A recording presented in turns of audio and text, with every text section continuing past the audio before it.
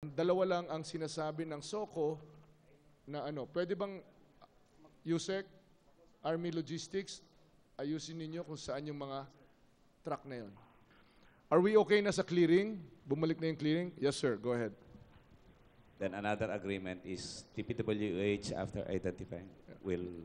Nagkakasundo kayo, that's okay. Never mind. You don't have to report to us your agreements. You just have to report to us how many equipment do you have, anong pangangailangan ninyo, anong mga kalye ang i-clear, anong maasahan, or on the west side are served out of Ormoc.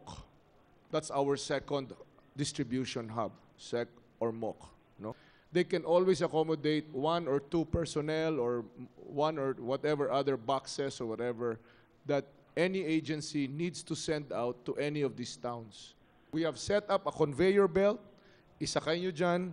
It's the most efficient use of our resource and our petrol, which is quite limited in supply. No?